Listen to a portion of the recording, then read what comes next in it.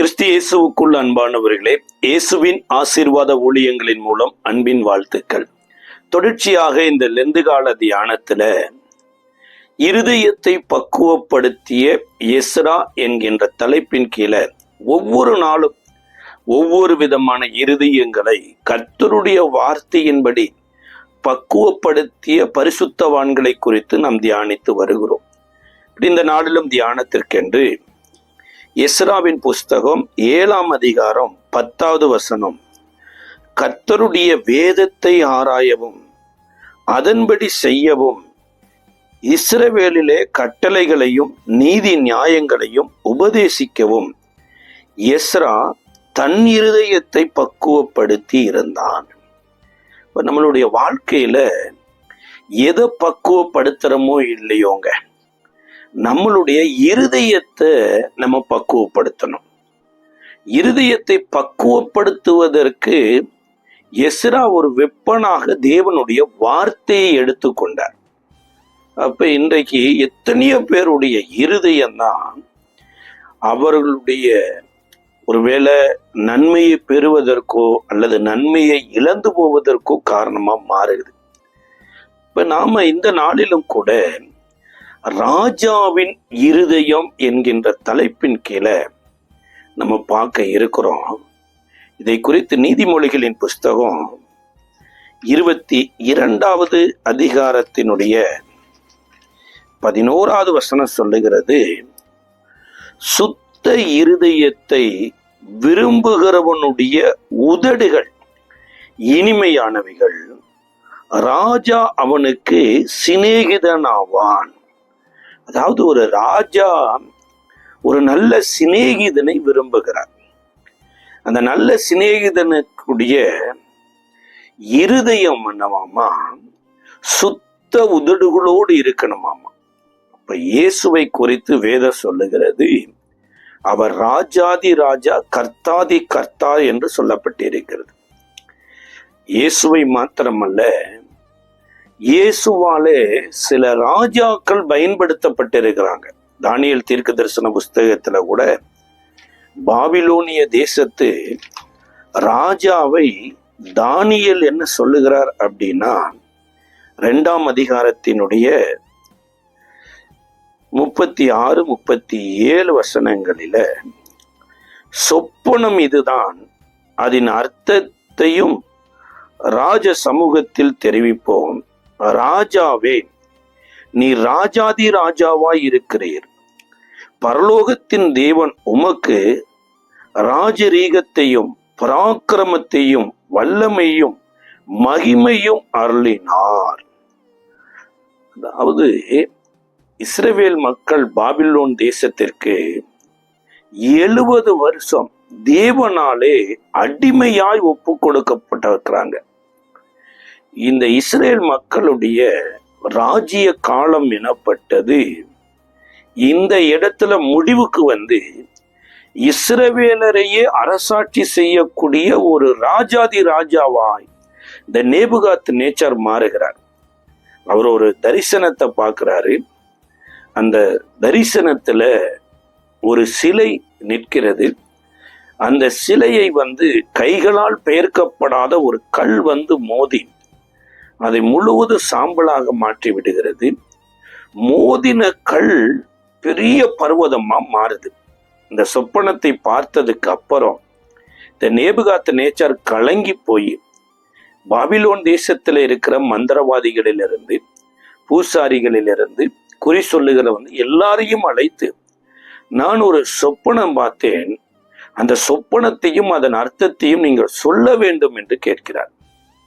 அந்த நாட்களில் இருக்கிற பாபிலோன் தேசத்துல இருக்கிற ஒருவராலும் அதை சொல்ல முடியாமல் போய்விடுகிறது. இது நிமித்தமாக தேவன் பேரை சொல்லி பாபிலோன் தேசத்துல ஏமாத்தி கொண்டு இருக்கிறார்கள் என்று சொல்லி எல்லாரையும் அவர் மரண தண்டனைக்குரியவர்களாய் மாட்டுகிறார். அந்த தண்டனையில தானியேலும் சேர்க்கப்பட்டு விடுகிறார். தானியேலுக்கு என்ன நடந்ததுன்னே தெரியாது. சில நேரம் பாருங்க, நன்மையை அனுபவிப்பதற்கு எல்லாரும் போயிடுவாங்க. ஆனா தண்டனை அனுபவிப்பதற்கு சம்பந்தமே இல்லாதவங்க தலையில போய் முடிஞ்சிடும்.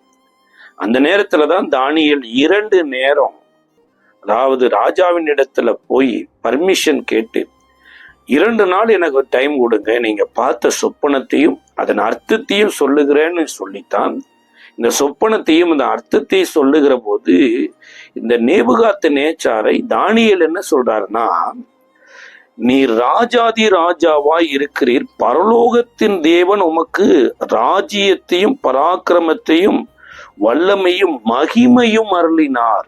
ஒருவேளை இன்றைக்கு எருசலேமை நீங்க சிறைபிடிச்சிட்டு வந்திருக்கலாம், எருசலேமின் மக்களை இன்றைக்கு உங்களுக்கு கீழே வைத்திருக்கலாம், ஏன் நானே உங்களுக்கு கீழே இருக்கலாம். இதெல்லாம் உங்க கைபலத்துல வரல, பரலோகத்தின் தேவன் தான் இந்த இடத்துக்கு உங்களுக்கு கொடுத்தாரு. இதுக்கப்புறம் உங்களுக்கு அப்புறம் சில ராஜாக்கள் வருவாங்க. எப்படி தலை தங்கமயமா இருந்தது, அதுக்கப்புறம் வெள்ளி வந்தது, இரும்பு வந்தது, வெண்கலம் வந்தது, பாதி களிமண் பாதி மண்ணா இருந்தது என்கிற மாதிரி உங்களுக்கு கீழே அடுத்து பாபிலோன் தேசத்தினுடைய ராஜ்யங்களுடைய தன்மை இப்படி இருக்கும் என்று விளக்குகிறார். அப்ப தேவன் ராஜாதி ராஜாக்களை உருவாக்குகிறவர் என்பதை தானியேல் சொல்றார். ஆனா பவுல் சொல்லும் போது தேவனை குறித்து எப்படி சொல்றாருன்னா, 1 தீமோத்தேயுவின் புஸ்தகத்தினுடைய 6ஆம் அதிகாரம் 14-15 வசனங்களில எல்லாவற்றையும் உயிரோடு இருக்க செய்கிற தேவனுடைய சன்னிதானத்திலையும் பொந்தி பிலாத்துவின் முன்னின்று நல்ல அறிக்கையாக சாட்சியை விளங்க பண்ணின கிறிஸ்து இயேசுனுடைய சன்னிதானத்திலையும் உனக்கு கட்டளையிடுகிறேன். அந்த பிரசன்னமாகுதலை தேவன் தம்முடைய காலத்தில் வெளிப்படுத்துவார். அவரே நித்தியானந்தமுள்ள ஏக சக்கராதிபதியும் ராஜாதி ராஜாவும் கர்த்தாதி கர்த்தரும் ஒருவராய் சாவாமையுள்ளவரும் சேரக்கூடாத ஒளியில் வாசம் பண்ணுகிறவரும் மனுஷரில் ஒருவரும் கண்டிராதவரும் காணக்கூடாதவருமாய் இருக்கிறார். அவருக்கே கனமும் நித்திய வல்லமையும் உண்டாயிருப்பதாக. இங்க பவுல் தேவனை குறித்து அநேக காரியங்களை சொல்லிட்டு ஒரு வேர்டு சொல்றாரு, அவர் ராஜாதி ராஜாவாய் இருக்கிறார். இப்ப தேவன் ராஜாக்களுடைய இருதயத்தை கரைய பண்ணுகிறவர் மாத்திரமல்ல, அந்த ராஜாக்களுடைய இருதயம் தன் இருதயத்தை போல இருக்க வேண்டும் என்று விரும்புகிறார். இதை நீதிமொழிகளின் புஸ்தகத்துல கூட 25வது அதிகாரத்தினுடைய 3வது வசனம் சொல்லுகிறது, தேவனுக்கு முன்பாக வானமும் பூமியும் எப்படி இருக்கிறதோ அப்படியே ராஜாக்களையும் வைத்து பார்க்கிறாராமா. சொல்லப்பட்டிருக்கிறது, வானத்தின் உயரமும் பூமியின் ஆழமும் ராஜாக்களின் இருதயங்களும் ஆராய்ந்து முடியாதது. அப்ப தேவன் உங்களையும் என்னையும் ராஜாக்கள் ஆக்கி இருக்கிறார் என்கிறத குறித்து வேதத்துல பாக்குறதுக்கு முன்னாடி சில ராஜாக்களை குறித்து வேதம் சொல்லுதுங்க. பூமி தேவனாலே இந்த உலகத்துல ஒவ்வொரு மனிதனையும் ராஜாக்களை போலத்தான் இருக்கும்படியாக தேவன் படைத்தார். அன்றைக்கு ஏதேன் தோட்டத்தை உண்டாக்கிட்டு ஏதேன் தோட்டத்தை நீ ஆண்டு கொள்ளு என்று சொல்லி ஆதாமை ராஜாவாகவும் ஏவாளை ராஜாத்தியாகவும் வைத்தார். ஆனா அங்க அவர்கள் தேவனுடைய வார்த்தையை மீறினதுனால அடிமைகளாக மாறிட்டாங்க. அப்புறம் ஒரு காலகட்டத்துக்கு அப்புறம் ஜலப்பிரவாகம் வருது. இந்த ஜலப்பிரவாகத்துல இருந்து ஒரு 3 விதமான ஒரு ராஜ்ய கூட்டம் எழும்புது. அது யாருடைய ராஜ்ய கூட்டம் 3 விதமானதுன்னா, நோவாவினுடைய 3 குமாரர்கள்.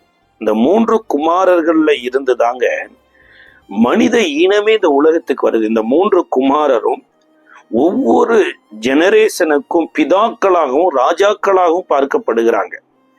முதலாவது பிறந்த பையன் யாபேத் அப்படிங்கிறாங்க, 2வது காம் அப்படிங்கிறாங்க, 3வது தான் சேம் அப்படிங்கிறாங்க. ஆனா வழக்க மொழிப்படி சேம் காம் யாபேத் அப்படிங்கிற ஒரு பேர்ல வந்துருது. இப்ப யாபேத்தினுடைய வம்சத்தை குறித்து வேதம் சொல்லுதுங்க. ஆதியாம புஸ்தகத்தினுடைய 10ஆம் அதிகாரத்தினுடைய 5வது வசனத்துல யாபேத்தினுடைய சந்ததி எங்க பரவி பாய்ந்தார்கள் அப்படின்னா 10ஆம் அதிகாரம் 2வது வசனத்துல, யாபேத்தின் குமாரர் கோபார், மாக்கோகு, மாதாய், யாவான், தூபால், மேசேக்கு, தீராஸ் என்பவர்கள். அப்படியே அந்த ஜெனரேஷனை சொல்லிட்டு 5வது வசனம் சொல்லுது, இவர்களால் ஜாதிகளுடைய தீவுகள் அவனவன் பாசையின்படியும் அவர்கள் கோத்திரத்தின்படியும் ஜாதியின் படியையும் வெவ்வேறு தேசங்களாய் பகுக்கப்பட்டது. அப்ப இந்த தீவுகளுக்கு ராஜாக்கள் எனப்பட்டவங்க யார் அப்படின்னா இந்த யாபேத்து தான். இந்த யாபேத்து என்ன செய்தார், யாபேத்தை குறித்து தேவன் என்ன சொன்னார், சொல்ல போனா யாபேத்தை குறித்து தேவனாலே ஆசீர்வதிக்கப்பட்ட நோவா எப்படி ஆசீர்வதித்தார் அப்படிங்கிறத குறித்து 9வது அதிகாரத்துல பார்க்கிறோம். அதாவது நோவா திராட்சரசம் குடித்து தன் வஸ்திரம் விலகி இருந்த போது இந்த யாபேத்தும் சேமு 2 பேரும் தான் போய் வஸ்திரத்தை பின்புறமாய் கொண்டு போய் அவருடைய நிர்வாணத்தை மூடினாங்களாம். சில நேரங்கள் பாருங்க, தெரிஞ்சோ தெரியாமலோ யாருடைய நிர்வாணம் வெளியில வந்துடலாம். ஒருவேளை நோவாவினுடைய நிர்வாணம் மாத்திரம் இல்லைங்க, வேற எந்த மனுஷனுடைய நிர்வாணமும் வெளியில வந்துடலாம். இந்த நிர்வாணத்தை பார்க்கிற நீங்களும் நானும், அது ஒருவேளை நம்மளுடைய தகப்பனா இருப்பாருன்னா, நம்மளுடைய சகோதரனா இருப்பாருன்னா, அல்லது நம்மளுடைய பிள்ளையா இருப்பாங்கன்னா, அவங்களுடைய நிர்வாணத்தை ஊரா சொல்றதுனால நமக்கு ஒரு மேன்மை வருமானு பாருங்க, வரவே வராது. ஆனா இந்த பாருங்க, சொந்த தகப்பன், அது அவர் நிர்வாணமாவும் கிடக்கல, வஸ்திரம் விலகி படுத்திருந்தார். அந்த வஸ்திரத்தை அழகா மூடி விட்டு போயிடலாம். இல்லைன்னா நோவாவினுடைய மனைவி ஆகிய தன் தாயினிடத்துல போய் சொல்லியிருக்கலாம். தாயினிடத்திலேயே சொல்லல, வஸ்திரத்தை மூடவும் இல்லை. 2 சகோதரர்கள் அந்த நாட்கள்ல உலகத்துல இருக்கிறாங்க, வேற யாருமே இல்லை. இன்னைக்கு மாதிரி ஒருவேளை பலதரப்பட்ட யூடியூப் சேனலு, பலதரப்பட்ட நியூஸ் சேனல் இருந்திருந்ததுன்னா பயங்கரமா அதுல எல்லா இடத்துலையும் நோவாவினுடைய நிர்வாணத்தை வீடியோ எடுத்து அனுப்பிச்சிருப்பாங்க. அதனால என்ன வந்துடப்போது யோசிச்சு பாருங்க. ஒருவேளை இன்றைக்கு நீங்க மற்றவங்களுடைய நிர்வாணத்தை ஊரா சொல்லும் போது உங்களுக்கு நிர்வாணம் ஒரு நாள் வெளியில தெரியாமலா போகுது. இன்னைக்கு எத்தனையோ பேர் ரொம்ப உத்தமர்களா இருக்கிறாங்க, ரொம்ப நல்லவங்களா இருக்கிறாங்க, மற்றவங்களை குற்றச்சாட்டிகிட்டே இருக்கிறாங்க. ஆனா ஒன்று மறந்துடாதீங்க, அவருடைய பிரசன்னமாகுதல் வெளிப்படும் போது, அன்றைக்கு விபச்சாரத்தில் கையும் மெய்யுமாய் பிடிபட்ட அந்த பெண்மணிய கல்லால் அடித்து கொண்டு வருகிற அந்த நேரத்துல ராஜாதி ராஜாவாகிய இயேசு ராஜாவினுடைய பிரசன்னமான போது அந்த அம்மா மேல கல்லெறிய வந்தவங்க எல்லாரும் மனசாட்சியில குத்தப்பட்டு கல்லுகளை போட்டு போயிட்டாங்க. அந்த அம்மாவை தன்னுடைய பிரசன்னத்துல நீதிமானா மாற்றினது மாத்திரமல்ல, அந்த அம்மா தான் பின்னாட்கள்ல வெளியேற பெற்ற பரிமள தைலத்தை கொண்டு வந்து உடைச்சு இயேசுவின் சிரசுல ஊத்துனாங்க. அப்ப இந்த அறிவிச்ச நிர்வாணத்தை கேட்டு இந்த சேமு யாபேத்தும் என்ன ஏதுன்னு விசாரிக்காம ஒரு வஸ்திரத்தை எடுத்து கொண்டு வந்து மூடி இருக்கிறாங்க. அதனாலதான் சேமையும் யாபேத்தையும் நோவா ஆசீர்வதிச்சிட்டார். ஆனா அப்படி கிடையாதுங்க. காமினுடைய சந்ததி எப்பேற்பட்ட சந்ததி தெரியுங்களா? கானான் மாத்திர காமினுடைய சந்ததி கிடையாது. வேதவசனம் சொல்லுகிறது 10ஆம் அதிகாரத்தினுடைய 14வது வசனத்துல, பத்ருசீமையும் பெலிஸ்தியரின் சந்ததிக்கு தலைவனாகிய கஸ்தூமையும் கத்தோமரியும் பெற்றான். பெலிஸ்தியருக்கு உருவார அந்த பெலிஸ்தியனுடைய சந்ததியை யாருடைய சந்ததி அப்படின்னா, வேதம் சொல்லுது காமியுடைய சந்ததி. பெலிஸ்தியரது மாத்திரமல்ல, 12வது வசனம் சொல்லுது, நினிவேக்கும் காலாக்குக்கும் நடுவே ரேவானை கட்டினா இது பெரிய பட்டணங்களான. இந்த காமனுடைய சந்ததி தான் அசீரியர்கள், காமினுடைய சந்ததி தான் கானானியர், காமினுடைய சந்ததிகள் தான் நினிவே பட்டணத்து மக்களை. இப்ப யோசிச்சு பாருங்க, பின்னாட்கள்ல இஸ்ரவேலரோடு யுத்தம் பண்ணின, இன்னும் இஸ்ரவேலரால துரத்தப்பட்ட சந்ததி யாருன்னா இந்த காமினுடைய சந்ததி தான். அப்ப காமிலிருந்து தான் பெலிஸ்தர் வர்றாங்க. பெலிஸ்திய ராஜாக்கள் கூட பின்னாட்கள்ல தாவீது நாட்கள்ல இருக்கிறாங்க. அப்ப காமோட சந்ததி பெலிஸ்தருடைய ராஜாக்கள் வர்றாங்க. மூன்றாவது தான் வேதம் சொல்லுகிறது, யாபேத்தினுடைய ஜெனரேஷன்ல 11வது அதிகாரத்துல 11வது வசனம் சொல்லுது, சேம் அர்சாத்தை பெற்றான், 500 வருஷம் உயிரோடு இருந்து குமாரரையும் குமாரத்திகளையும் பெற்றான். அப்ப யாபேத்து, காமு, இந்த சேம் இவங்களுடைய ஜெனரேஷன் தான். இந்த ஜெனரேஷன்ல சேமுடைய சந்ததியில தான் ஆபிரகாமே வராரு. அந்த ஆபிரகாமுடைய சந்ததியில தான் ஈசாக்கு, இஸ்ரேலை உருவாகுறாங்க. இந்த 12 கோத்திரங்கள் வருகிறாங்க. அப்ப இந்த ராஜாக்களை உருவாக்கினது யாருன்னா இந்த 3 மனிதர்கள்ல இருந்துதான். இந்த 3 மனிதர்களும் எப்படி காக்கப்பட்டாங்கன்னா, அன்றைக்கு நோவாவுக்கு தேவன் கட்டளையிட்ட கொப்பேர் மர பேழைக்குள்ள இருந்து காக்கப்பட்டாங்க. இப்ப ராஜாக்கள் எங்க இருந்து உருவாக்குறாங்கன்னா தேவனுடைய திட்டத்திலிருந்து உருவாக்குறாங்க. ஒருவேளை அந்த நாட்களில கொப்பேர் மரத்தினால ஒரு பேழை செய்யாம இருந்து அந்த மரத்தினால இவங்க ரட்சிக்கப்படாம இருந்திருந்தாங்கன்னா இப்பேற்பட்ட ஒரு மனித இனமே எனப்பட்டது இருந்திருக்காது. அப்ப தேவன் இந்த சந்ததியிலிருந்து ராஜாக்களை எழுப்பி இருக்கிறார். ஆனா இஸ்ரவேலின் ராஜாக்கள்ல வேதாகமத்துல கூட ஒவ்வொரு புஸ்தகம் ஒவ்வொரு பெயர்களோடு எழுதப்பட்டிருக்குது. ஆனா ராஜாக்கள் எனப்பட்ட ஒரு புஸ்தகம் 1 ராஜாக்கள் 2 ராஜாக்கள் என்று எழுதப்பட்டிருக்கு. அதுல முதல் ராஜா யார் வர்றாங்க அப்படின்னா, இந்த பூமியில பிறந்தவுடனேயே பெத்த தாயை இழந்த பென்யமின் கோத்திரத்தை சேர்ந்த சவுலை கர்த்தர் ராஜாவாக்குறார். சவுல் ராஜாவாவாருன்னு சவுளுடைய அம்மா அப்பாவுக்கும் தெரியாது, சவுலுக்குமே தெரியாது. ஆனா சவுலை ராஜாவாக்க வேண்டும் என்கின்ற ஒரு திட்டம் அந்த நாட்கள்ல தேவனால உண்டானதுதான். அந்த நாட்கள்ல இருந்த இஸ்ரவேல் மக்கள் தேசத்தின் மக்களுக்கு எப்படி ராஜாக்கள் இருக்கிறாங்களோ அதுபோல எங்களை ஆளுவதற்கு ஒரு ராஜா வேண்டும் என்று கேட்டது நிமித்தமாகத்தான் கர்த்தர் சவுலை ராஜாவாக மாற்றுகிறார். அந்த சவுலை ராஜாவாக மாற்ற வேண்டும் என்பது தேவனுடைய திட்டமா இருந்ததுனால சவுல் வீட்டுல எதிர்மறையான என்னென்னமோ நடக்குது. நல்லா இருந்த கழுதை காணாம போயிடுச்சுங்க. சரி, கழுதை காணாம போயிடுச்சுன்னா ஒரு கழுதை இல்லைன்னா இன்னொரு கழுதை வாங்கிக்கலான்னு விடாம மாகாணம் விட்டு மாகாணம் போய் கழுதையை தேடிட்டு சவுல் வந்துட்டார். தகப்பனுடைய கழுதையை தேடிட்டு, ஒருவேளை இந்தியாவில கழுதை காணாம போயிருக்குது அப்படின்னா இலங்கை போய், பாகிஸ்தான் போய், சீனா தேசத்துல போய் கழுதையை தேடிட்டு நிற்கிறார். இப்ப சீனா தேசத்துல போய் கழுதையை தேடினவர் அங்க இருந்து அப்படியே அமெரிக்கா போயிட்டார். அமெரிக்காவுல கழுதைய காணான நேரத்துல தகப்பன் என்ன காணான்னு தேடுவாருங்கிற ஒரு எண்ணம் அங்கதான் வருது. அந்த நேரத்துல சவுலனுடைய வேலைக்காரன் தான் சொல்றாரு, இங்க ஒரு தேவனுடைய மனுஷர் இருக்கிறாரு, அவர் பெரியவராய் இருக்கிறாரு, அவரிடத்துல போனா கழுதையை குறித்த காரியங்களை அறிவிப்பார் அப்படிங்கிறார். அப்போ ஒரு தேவனுடைய ஊழியக்காரனை சந்திக்கணுமா இருந்தா வெறுங்கையா புறப்பட்டு போகக்கூடாது.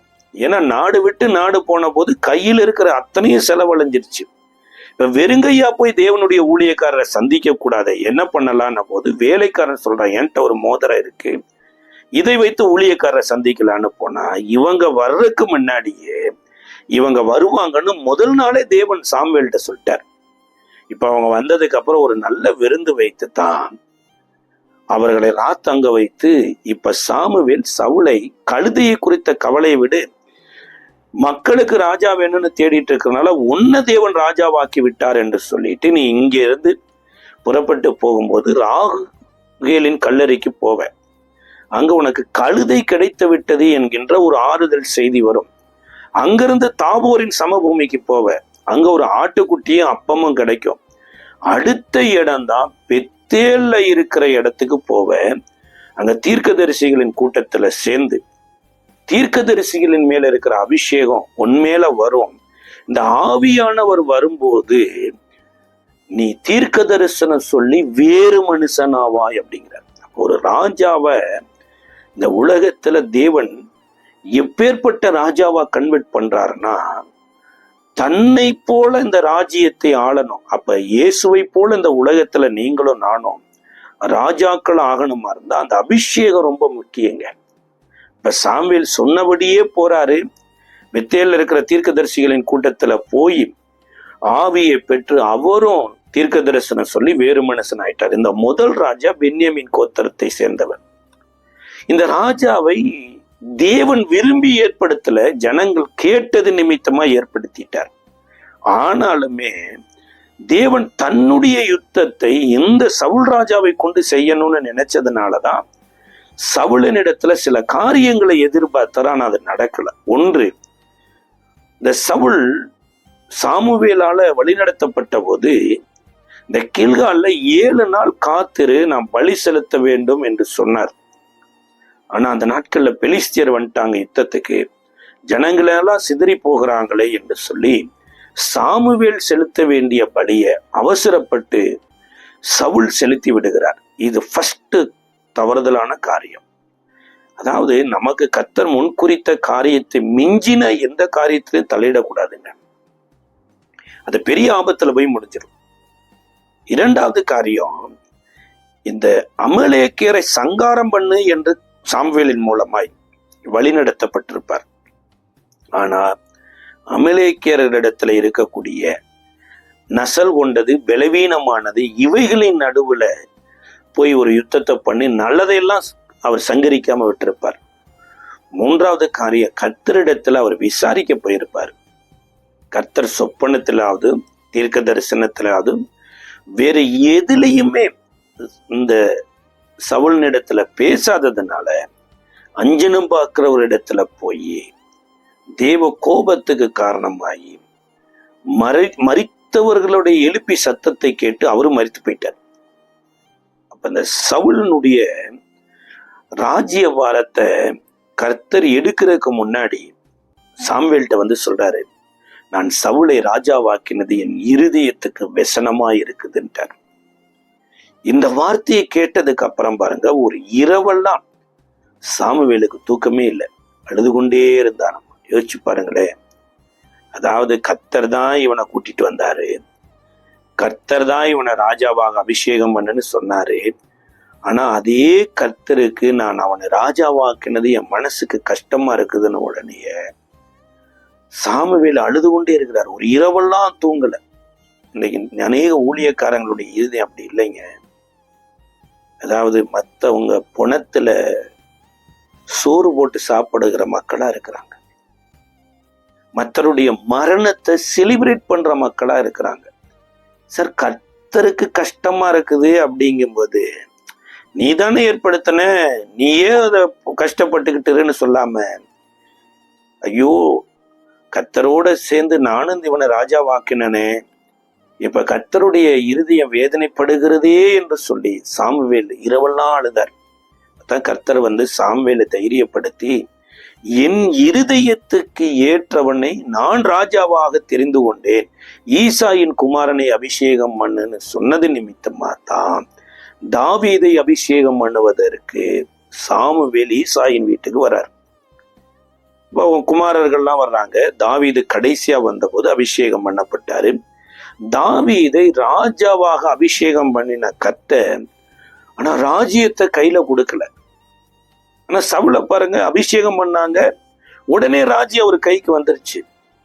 கர்த்தருடைய இருதயத்துக்கு ஏற்ற மனுஷனை கர்த்தர் ஒரு அபிஷேகம் பண்ணிட்டு அந்த இருதயத்தை கர்த்தருடைய இருதயத்தை போல மாற்றுவதற்கு அவர் நடத்தின வழிகள் இருக்குது பாருங்க. இதுதான் 1 சாமுவேலின் புஸ்தகம் 17வது அதிகாரத்துல இருந்து 31வது அதிகாரம் வரைக்கும் கிட்டத்தட்ட 14 அதிகாரங்கள்ங்க. இந்த வனாந்தர பயணம், எத்தனையோ இரவுகள், எத்தனையோ பகல்கள், எத்தனையோ நேரம், உயிருக்கே பெரிய ஆபத்தான ஒரு சூழ்நிலை. இதுல எல்லாம் தாவீது தன் இருதயத்தை பக்குவப்படுத்தி கொண்டே வந்தான். அப்ப ஒரு ராஜா எனப்பட்டவருக்கு வந்து மிக மிக முக்கியமானது என்னன்னா, இருதயம் தேவனை போல மாறணும். ஏன்னா என் இருதயத்துக்கு ஏற்றவன் என்று கர்த்தர் சொல்லணும் பாருங்க. இல்ல, தாவீதனுடைய வாழ்க்கையில கூட ஒரு மிக முக்கியமான ஒரு 3 எதிரி ராஜாக்களோடு யுத்தம் பண்ணினார். அவருக்கு முன்குறிக்கப்பட்ட சில ராஜாக்கள் இருந்தாங்க. அதுல 2 ராஜாக்களோடு யுத்தம் பண்ணினாரு. ஒரு ராஜாக்களோடு யுத்தம் பண்ணுகிற அந்த காலத்துல அவர் யுத்தம் பண்ணாம விட்டுட்டார். பெலிஸ்தியரோடு கூட மிகப்பெரிய ஒரு யுத்தம் நடந்தது. தாவீது ராஜாவாகிறதுக்கு முன்னாடியே வேதம் சொல்லுதுங்க, கோலியாத்தை சங்கரித்து இஸ்ரவேலுக்கு ஒரு கலிகூறுதலை பண்ணினாராம். 2வது, அமலேக்கியரை சவுல் ராஜ்யகாரத்துல இருக்கும் போதே 30வது அதிகாரத்துல யுத்தம் பண்ணி சங்கரிச்சிட்டார். ஆனா தாவீது ராஜாவானதுக்கு அப்புறம் அவரு ராஜ்யத்துல ராஜாவா இருக்கும்போது அவர் யுத்தம் பண்ண வேண்டிய ஒரு யுத்தம் இருந்ததாமா. இதை குறித்து 1 சாமுவேலின் புஸ்தகம் 11வது அதிகாரத்தினுடைய 1வது வசனம் சொல்லுகிறது, மறு வருஷம் ராஜாக்கள் யுத்தத்துக்கு புறப்படும் காலம் வந்தபோது தாவீது யோவாப்பையும் அவனோட கூட தன் சேவகரையும் இஸ்ரவேல் அனைத்தையும் மோவாப்பின் புத்திரரை அழிக்கவும் ராபாவை முற்றுகை போடவும் அனுப்பினான். தாவீதோ எருசலேமில் இருந்து விட்டான். இஸ்ரவேலுக்கு ராஜா யாருன்னா தாவீது தான். தாவீதனுடைய அரசாட்சியை குறித்து வேதம் சொல்லுதுங்க. தாவீது 40 வருஷம் இஸ்ரவேலை அரசாட்சி செய்தாராமா. அதுல ராஜாக்கள் யுத்தம் பண்ணுகிற ஒரு காலத்துல இவரு ராஜா, இவரு தான் போய் அதை செய்திருக்கணும். ஆனா இவர் யுத்தத்துக்கு போகாம எல்லாரையும் யுத்தத்துக்கு அனுப்பிச்சிட்டார். யாரெல்லாம் யுத்தத்துக்கு போனாங்கன்னா, யோவாப்பு போயிருக்கிறாரு, அவனோடு தன்னுடைய சேவகரை அனுப்பி இருக்கிறாரு, இஸ்ரவேல் அனைத்தையும் முற்றுகை போடவும் அனுப்பினான். யோசிச்சு பாருங்க, எல்லாரையும் யுத்தத்துக்கு அனுப்பிச்சுட்டு இவர் வீட்டுல இருந்துட்டார். ஆனா இவரு தான் போயிருக்கணும். எல்லாரும் வீட்டுல இருந்தாலும் இவரு தான் யுத்தத்துக்கு போயிருக்கணும். ஆனா யாரோட யுத்தம் நடந்தது அப்படின்னு வேதம் சொல்லுதுன்னா, அம்மோன் புத்திரரை அழிக்கும்படியான யுத்தம். இந்த அம்மோன் புத்திரர் யாரு, அம்மோனியர் எப்படி வந்தாங்க அப்படின்னு ஆதியாகம புஸ்தகத்தினுடைய 19வது அதிகாரம் 38வது வசனம் சொல்லுகிறதுங்க. இளையவளும் ஒரு குமாரனை பெற்று அவனுக்கு பென்னெமி என்று பெயரிட்டாள். அவன் இந்நாள் வரைக்கும் இருக்கிற அம்மோன் புத்திரருக்கு தகப்பன். அதாவது லோத்துவுக்கு தன்னுடைய 2 பிள்ளைகளின் மூலமாக 2 குமாரர்கள் பிறந்தாங்க.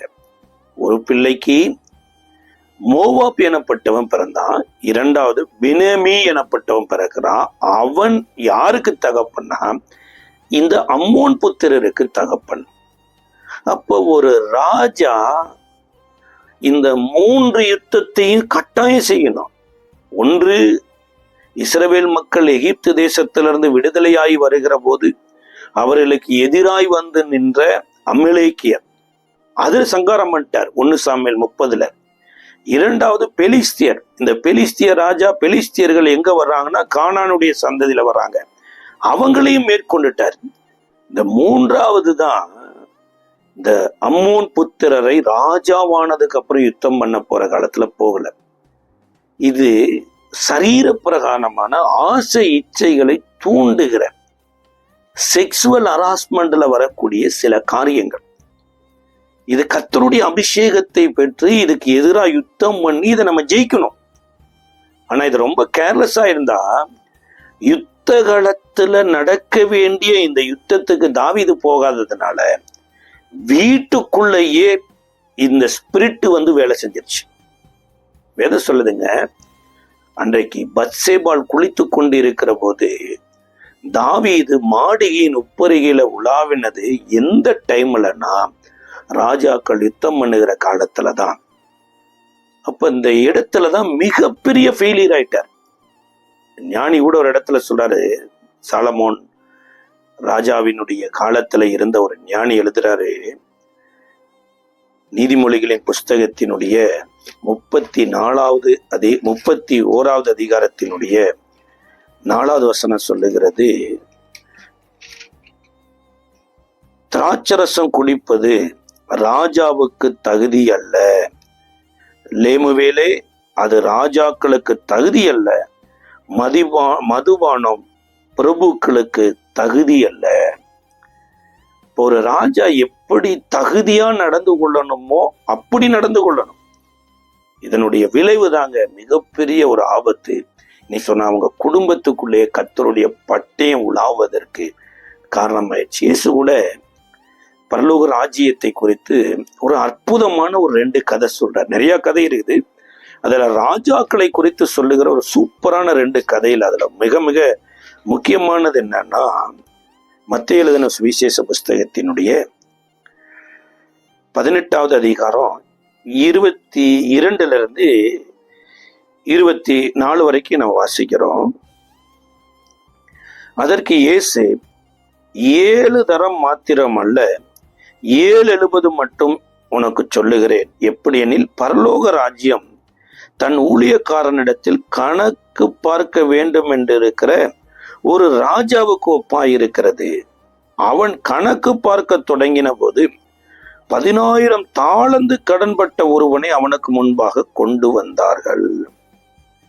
அதாவது ஒரு ராஜா தன்னிடத்துல கடன்பட்ட ஊழியக்காரன், அப்ப கடன்பட்ட ஊழியக்காரனை வரவழைத்தான். இவனுடைய வட்டி வட்டி போட்டு கடைசியா இவனுடைய மனைவி, இவனுடைய வீடு, இவனுடைய வாகனம், இவனுடைய பிள்ளைகள், இவனுக்கு இருக்கிற எல்லாமே ஜப்தி பண்ணுகிற ஒரு நிலைமைக்கு வந்துருச்சு.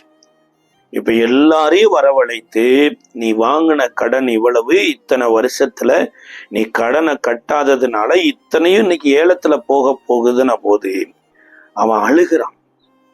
அழுதுட்டு எப்படி வேண்டுதல் செய்யறான்னா, ஐயா எனக்கு நிர்வாகமே இல்லை, இருந்திருந்தா நான் திருப்பி கொடுத்துருவேன்ன போது ஒரு ராஜாங்க அவரு, இவன் கூலிக்காரன்.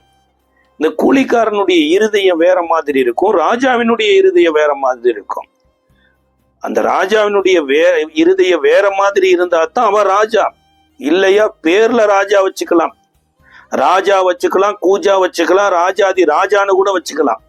ஆனா இருதய ராஜாவா இல்லைன்னு வைங்கள, ரொம்ப அது உலகத்துல அதாவது சொல்லுவாங்க பாருங்க, கண்ணே தெரியாதவனுக்கு கண்ணாயிரம்னு பேர் வச்சிருப்பாங்களாமா, தெருவெல்லாம் பிச்சை எடுப்பவனுக்கு கோடீஸ்வரன் பேர் வச்சிருப்பாங்களாமா. அப்படி பெயர்ல ராஜாவா இருக்கிறது ராஜா இல்லைங்க, இருதய வேணும்.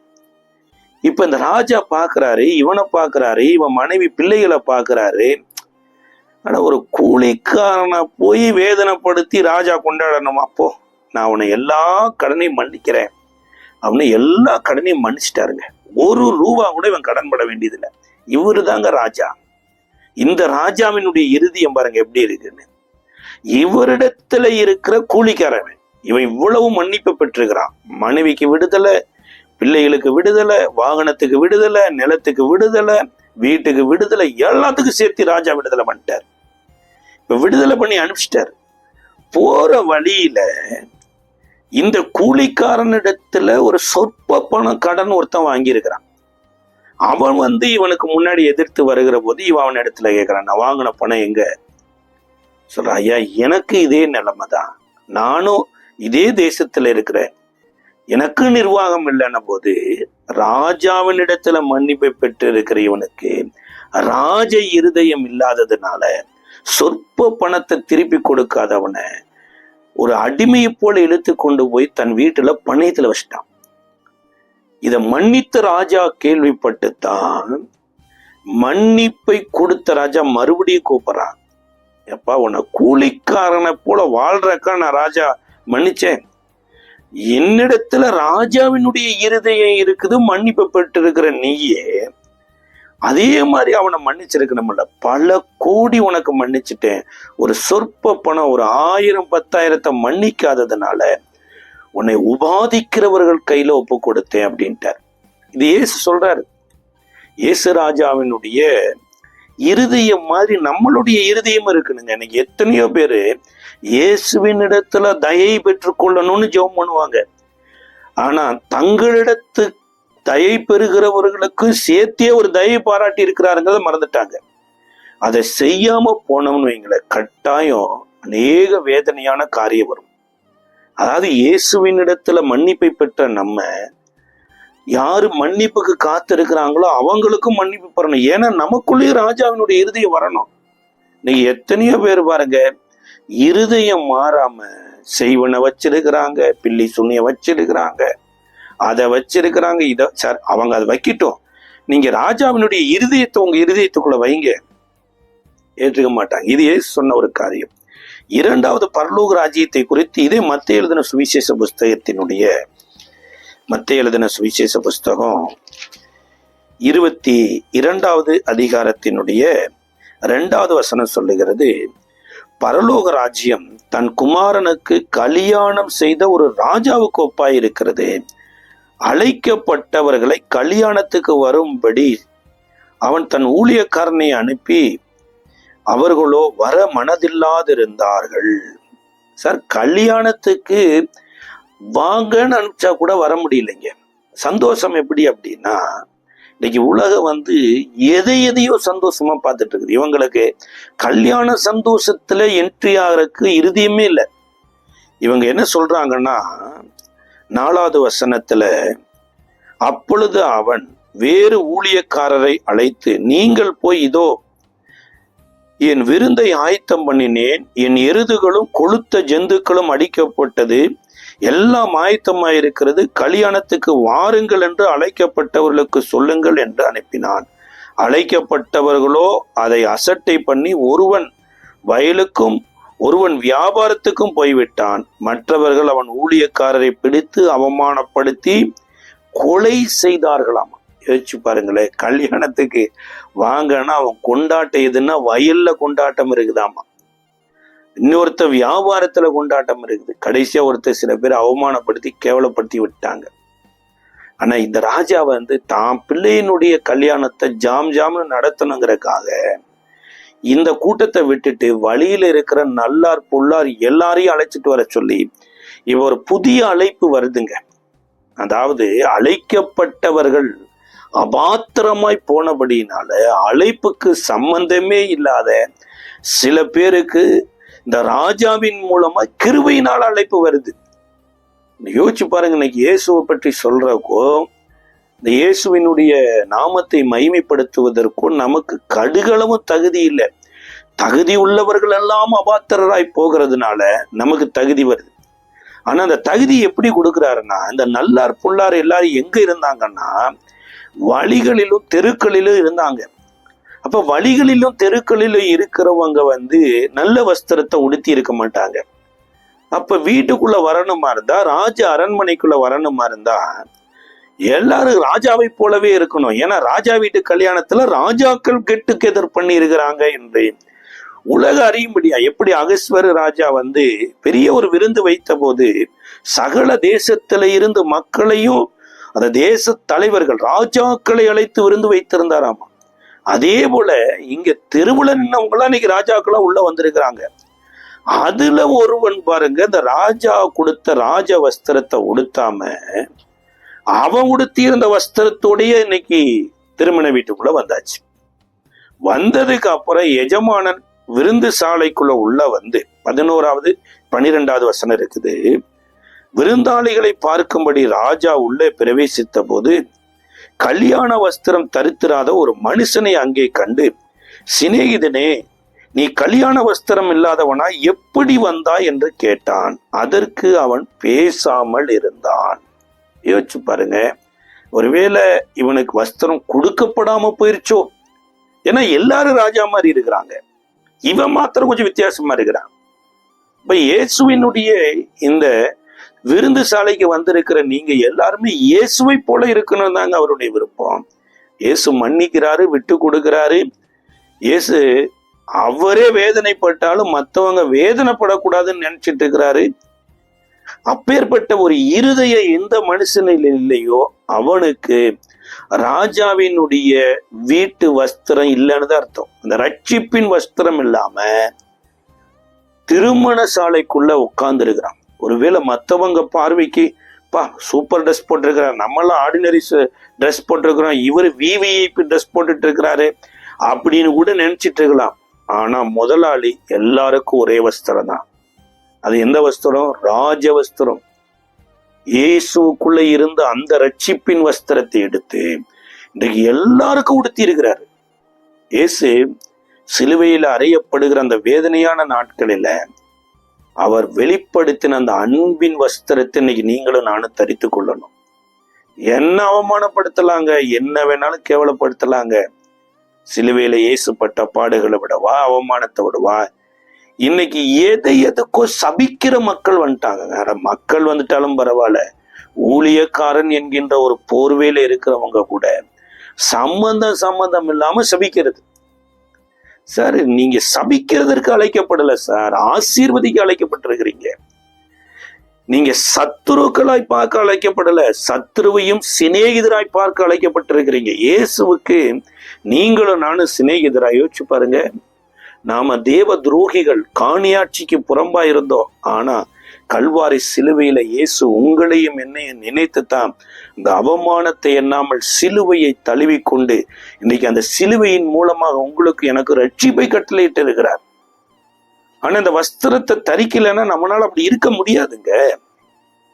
இன்றைக்கு நீங்களும் நானும் இந்த வஸ்திரத்தை தரித்து கொள்ளணும் என்பதற்காகத்தான் அவர் கல்வாரி சிலுவையில நிர்வாணமாய் தொங்கி அந்த வஸ்திரத்தை இந்த பூமியில கலட்டி உங்களுக்கு எனக்கும் கொடுத்திருக்கிறார்.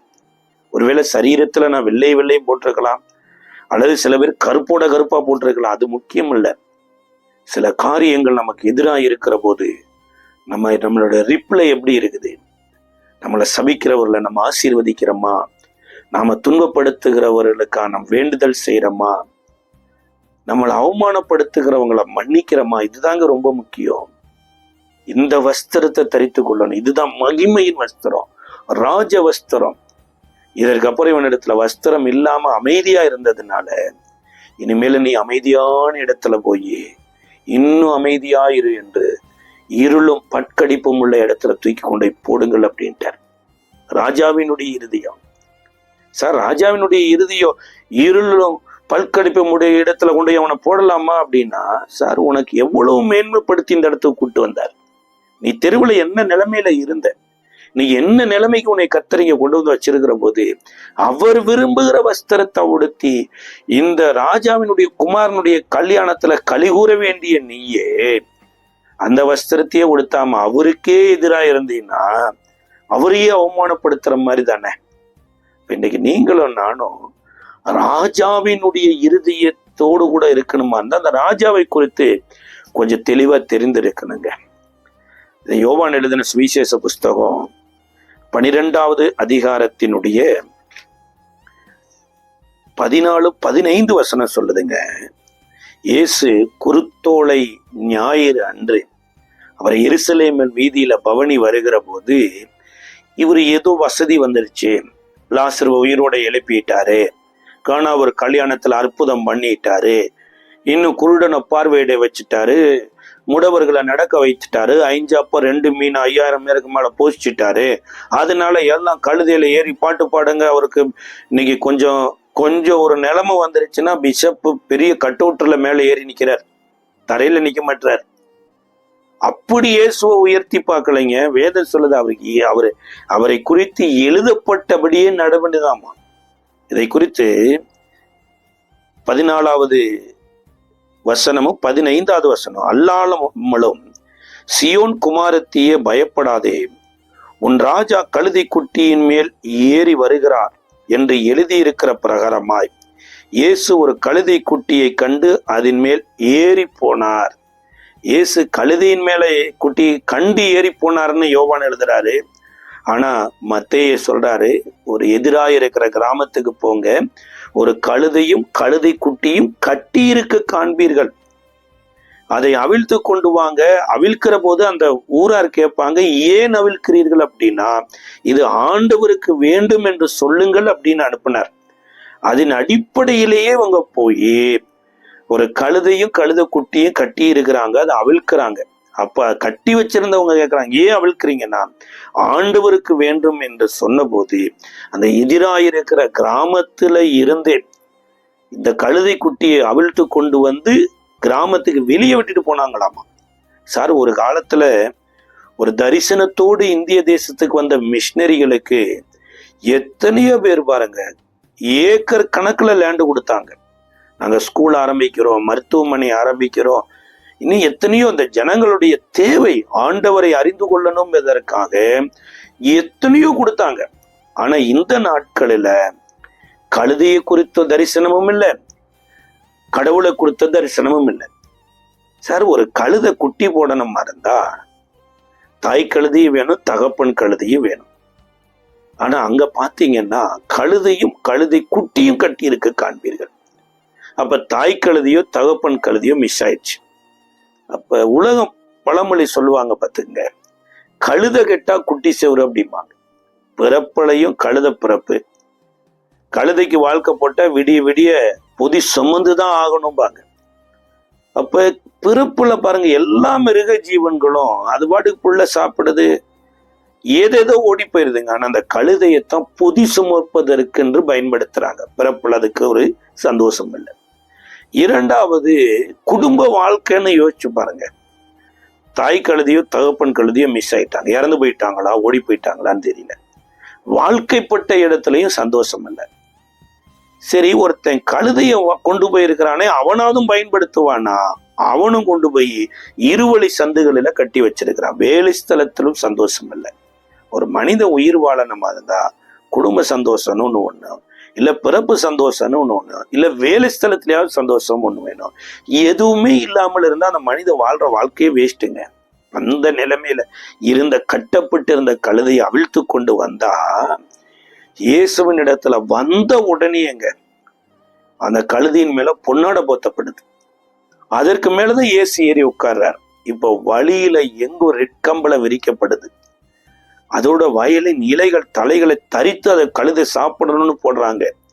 முன்னெடப்பாரும் பின்னெடப்பாரும் கர்த்தருடைய நாமத்தில் வருகிறவர் ஸ்தோத்தரிக்கப்பட்டவர்னு பாடுறாங்க. இந்த கழுதை இயேசுவை எருசலேம் வீதியில அப்படியே சுமந்து கொண்டு போய் கடைசியா ஒளிவு அடிவாரத்துல உடை ஆண்டவர் நடத்தி கொண்டு போகிறார். ஒருவேளை இந்த நாட்களை நீங்க பிறப்புல சந்தோஷம் இல்லாமல் இருக்கலாம், ஒருவேளை வேலை ஸ்தலத்துல சந்தோஷம் இல்லாமல் இருக்கலாம், குடும்பத்துல சந்தோஷமா இருக்கலாம். இயேசுவால உங்களுடைய கட்டுகளை அவிழ்த்து உங்களை சந்தோஷப்படுத்த முடியும். இன்னைக்கு கூட எத்தனையோ இடங்கள்ல பாருங்க, கழுதை போட்டோ மாட்டிட்டு என்னை பாரு யோகம் வருங்கிறாங்க. கழுதையை பார்த்தா யோகம் வருதோ இல்லையோ, கழுதைக்கும் இயேசுவினால விடுதலை வந்தது. கழுதையும் இயேசுவின் சுமந்ததுனால ஒரு மகிமைப்பட்டது பாருங்க. ஆனா இது எங்க நடந்தது, ஏன் நடக்கணும் அப்படின்னா, இதை குறித்து சகரியா தீர்க்க தரிசன புஸ்தகத்தினுடைய 9வது அதிகாரம் 9வது வசனம் சொல்லுதுங்க. இயேசு கழுதையின் மேல பவனி போக வேண்டும் என்பது தீர்க்க தரிசனம். கழுதையின் மேல போகிறது மாத்திரம் தீர்க்க தரிசனம் இல்ல, இயேசுவனுடைய கேரக்டர் கூட சொல்லுது. சியோன் குமாரத்தியே மிகவும் களிகூறு, எருசலேம் குமாரத்தியே கெம்பீரி, இதோ உன் ராஜா உன்னிடத்தில் வருகிறார். அவர் நீதி உள்ளவரும் ரட்சிக்கிறவரும் தாழ்மையுள்ளவரும் கழுதையின் மேலும் கழுதை குட்டியின் மரியின் மேலும் ஏறி வருகிறவருமாயிருக்கிறார். அப்ப இயேசுவுக்குள்ள இருந்த அந்த கேரக்டர் கழுதையில ஏறி போனது மாத்திரமல்ல, அவர் எப்பேற்பட்டவர்னா அவர் நீதியுள்ளவர். இன்னைக்கு கொஞ்சம் நீதி வந்துருச்சுனாலே மற்றவங்களை எல்லாம் அநீதியாய் பார்க்கிற மக்கள் இருக்கிறாங்க. கொஞ்சம் பரிசுத்தம் அடைஞ்சிட்டாலே மற்றவங்களெல்லாம் பாவிகள் என்று பார்க்கிறாங்க. கொஞ்சம் தேவனோடு நடந்துட்டாலே மற்றவங்களை எல்லாம் பிசாசின் பிள்ளைகள்னு பார்க்கிறாங்க. ஆனா இயேசுவுக்குள்ள இருந்த நீதி எப்பேற்பட்ட நீதினா, அவருடைய நீதியில மக்களை நீதிமானாக்குற நீதி. அதுதான் அவருடைய நீதிங்க. இரண்டாவது, அவர் ரட்சிக்கிற தேவனா இருக்கிறாராமா. அதாவது யோவான் 10:10 சொல்லுகிறது, திருடன் திருடவும் கொல்லவும் அழிக்கவுமே வருகிறேன் அன்றி வேறென்றுக்கு வரான், நானோ அவைகளுக்கு ஜீவன் உண்டாயிருக்கவும் அது பரிபூர்ணப்படவும் வந்தேன். ரட்சிக்க வந்த ஒரு இரட்சகர் இயேசு என்று பெயரிடுங்கள், ஏனெனில் தமது ஜனங்களின் பாவங்களை நீக்கி அவர்களையும் ரட்சிக்கிறவர் என்று அர்த்தம். இப்ப இயேசு நீதி உள்ளவர் மாத்திரமல்ல, அவர் ரட்சிக்கிறவருமாயிருக்கிறார். 3வது காரியம் சொல்லி இருக்குது, அவர் தாழ்மையுள்ளவராயிருக்கிறார். எப்பேற்பட்ட தீர்க்க தரிசன இயேசுவை குறித்து சொல்லப்பட்டது அப்படியே நிறைவேறினதுங்க. அப்ப இயேசு இந்த பூமியில ஒரு ராஜாவாய் உலாவினார். மற்ற ராஜாக்களை போல அவர் உலாவல. அவர் சியோன் குமாரத்தியின் ராஜாவா உலாவினார். அப்ப சியோன் குமாரத்தியின் ராஜா தான் நம்மள ராஜாக்களாய் மாற்ற முடியும். பாருங்களேன், வேதவசனம் சொல்லுகிறது, ராஜ சமூகத்துல இருந்து வருகிறவங்க எல்லாம் ராஜாக்கள் இருக்கிறாங்க. தாவீதினுடைய குமாரன் சாலமோன் ராஜாவாகிறாரு. சாலமோனுடைய குமாரன் ராஜாவாகிறாரு. அந்த ஜெனரேஷனே ஜெனரேஷனா மாறுது. அப்ப இங்க சியோன் குமாரத்தினுடைய ராஜா அவர் எப்படி வர்றாருன்னா இந்த 4 கேரக்டரோட வர்றாரு.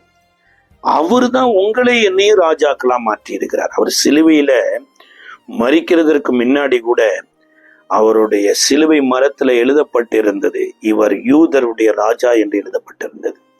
இயேசு இந்த பூமியில பிறக்கும் போதே சாஸ்திரிகள் யூதருக்கு ராஜாவாய் பிறந்திருக்கிறவர் எங்கே என்று கேட்டுட்டு ராஜாவை தேடி வந்தாங்க. குழந்தைய தேடி வரலைங்க. குழந்தைய தேடி வரணுமா இருந்தா ஒரு சின்ன ட்ரெஸ் வாங்கிட்டு போனா போதும்.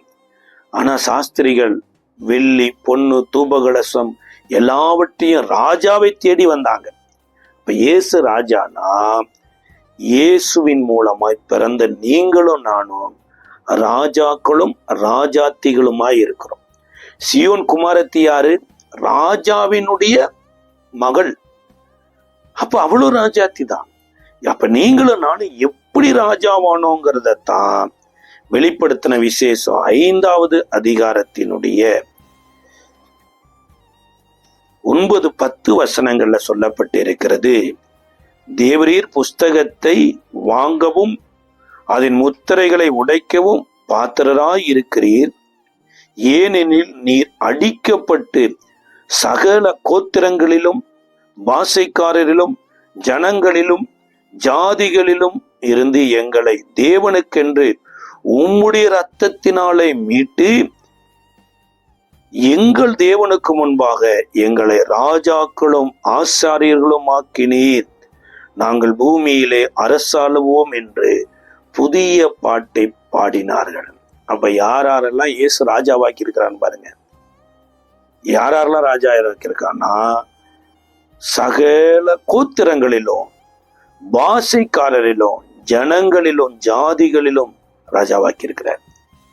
இப்ப நீங்க இயேசுவால ராஜாவாயிருப்பீங்கன்னா இந்த ராஜாவினுடைய இருதயம் வேணும். இயேசு ராஜாவினுடைய இருதயம் இன்றைக்கு உங்களுக்கும் எனக்கு வருகிற போதுதான் வானம் எப்படி இருக்குதோ பூமி எப்படி இருக்கிறதோ ராஜாவினுடைய இருதயத்தின் ஆழங்களும் அப்படி இருக்குன்னு சொல்லப்பட்டிருக்கு. இயேசுவை நீங்களும் நானும் இரட்சகராய் ஏற்றுக்கொண்டது போதாதுங்க. சாலமோனுக்கு பிறந்தவன் அடுத்து ராஜாவானான். தாவீதுக்கு பிறந்த சாலமோன் ராஜாவானார். இயேசுவுக்கு பிறந்த நீங்களும் நானும் ராஜாக்களும் ராஜாத்திகளுமாய் இருக்கிறோம். இயேசு ராஜாவினுடைய இருதயத்தை நமக்குள்ள வாங்கி இந்த பூமியில அரசாளுவோம் என்கின்ற ஒரு பாட்டை நீங்களும் நானும் பாடணும். ஜெபிக்கலாமா? கிருபை நிறைந்த நல்ல ஆண்டவரே, இயேசுவின் நாமத்தினால இயேசுவினுடைய இருதயம் இந்த நாள்ல எங்களுக்குள்ள வருவதற்கு எங்கள் இருதயத்தின் நுனித்தோல் ஆண்டவரே விருத்த சேதனம் பண்ணப்படட்டும். அந்த வார்த்தையாகிய கற்பனைகளையும் கட்டளைகளையும் எங்கள் இருதயத்திலே எழுதும். ஆசீர்வதியும் பலப்படுத்தும். நாங்களும் நீதியுள்ளவர்களும் ரட்சிக்கிறவர்களும் ஆண்டவரே இயேசுவை போல இந்த பூமியில ஆண்டவரே நாங்கள் பவனி வருகிறவர்களுமா இருக்க எங்களுக்கு கிருபை பாராட்டும். இயேசுவின் நாமத்தில் ஜெபிக்கிறோம் நல்ல பிதாவே. ஆமென்.